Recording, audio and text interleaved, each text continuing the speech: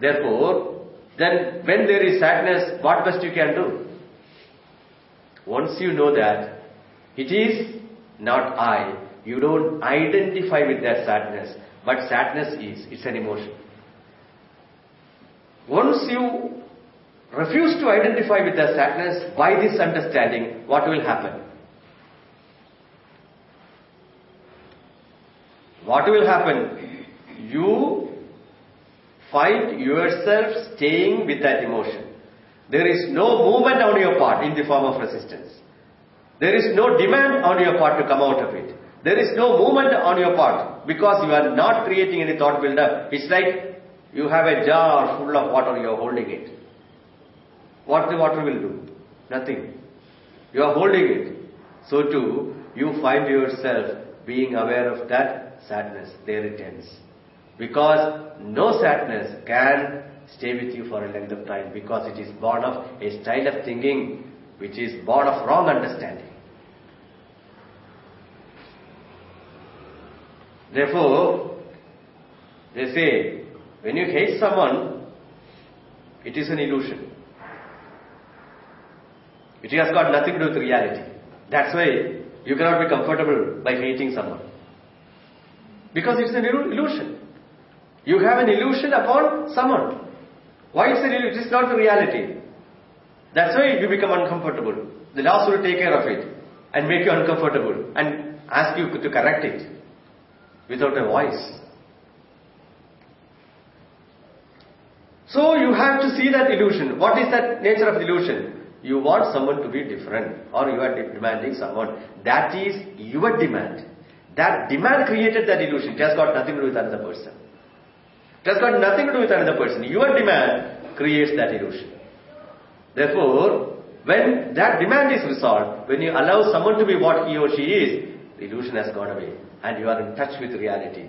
In touch with reality means what? There is no sense of division between the I and the world. Between the person and you. You don't create a division. Then the unit of perception or relation will become one whole movement. And that movement, there is a subject I and there is another person, but there is no sense of division which you create. And you are in with reality. That's why in love there is comfort. In hate there is discomfort. Because you create your own world with your illusions. We have to see it as illusion is the way to walk out of illusion. Seeing it as illusion. Therefore, all these emotions, if those emotions do not go with the reality, that means what? All these emotions are created by me through a particular style of thinking, in the form of a demand, in the form of a resistance, in the form of identification, and which I have to see in myself. Therefore, when I observe myself, what is me is not I. The sadness is me, but not I. Confusion is not me, not I. Any local happiness is not me, but not I. Therefore, I have to strip myself from all this. That's why, without stepping onto a road, you cannot be sad. You cannot react. Whatever emotion, you are on a road. As a mother, you are angry. As a person, you cannot be angry. As a daughter, you can be angry. As an employer, you can be angry. As an employee, you can be angry. As a professional, you can be angry. Whatever, whatnot. As a Hindu, you can be angry. As a Catholic, you can be angry. But I can change my religion. That means what? I can change my religion. Nobody is going to stop if I choose to change my religion. That means I am not the religion, right? The system of belief, I would like to identify with, I can equally disidentify with it. Then who is available all the time? I. So once identification with the system of belief, then you take a label. And you disidentify with it, you tend to identify with some other system of religion, then you become you become a Catholic, a Protestant, a Hindu, Jew, or anyone. So on and so forth. So, all kinds of identified thinking. We are stepping into a road. In that road, there is a script. And if you, when you start playing that script, there can be functionally, there can be, functionally, there can be an action on your part. But once you have that identification without understanding the person and the identified role, then you start reacting. The person, role is the person, but person is not you. Therefore, our point is, anger, sadness or anything, whatever you say, there is an identification. That identification, from that identification when you act, it creates sorrow.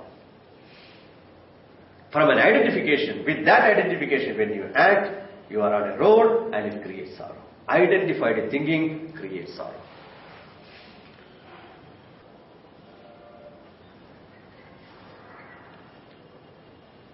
Here, Lord Krishna is saying, in this empirical order of reality, this is an empirical order of reality. Why? We have 5 set of senses and we have a world outside. But when you experience the world, it can only through your senses, and the world which you experience is a sensory world. That means what? Your take of the world is sensory in nature. When you see, appreciate a mountain, it is through an image you can appreciate the mountain. You appreciate sounds, you appreciate forms, you appreciate smells, you appreciate taste, everything you appreciate through the windows of these senses. So, all your appreciation, the experiential, your world which you experience is only through object forms, object thoughts. Without an object thought, there is no world experience. Can you experience something without an object thought? How are you going to see this mountain? Your respective senses would take in that mountain and the mind takes the form of an object, then you see. Therefore, we are living a life in this empirical order of reality which is constantly changing. So all our experience of the world is through thought forms. Thought forms means what? Through object forms. I can touch, I can smell, I can taste, I can see forms, nothing more.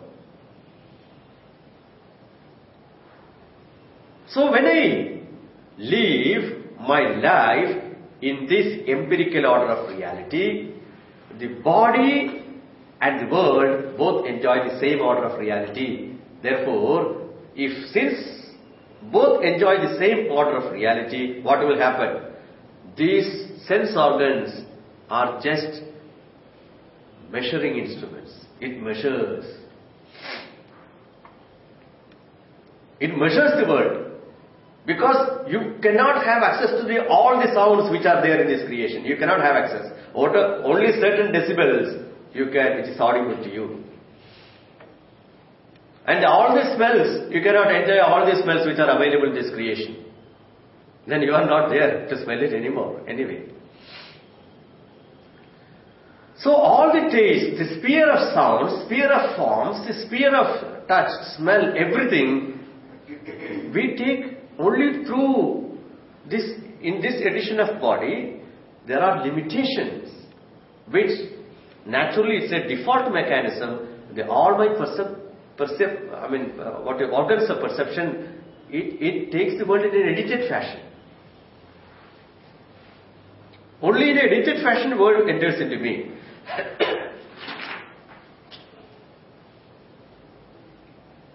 Therefore, these sense organs are just measuring instruments. Matra. Here Bhagavan says, Abhihi miyante shabdadeha ide srotradini indriyani. All these sense organs are miyante, they are measuring instruments.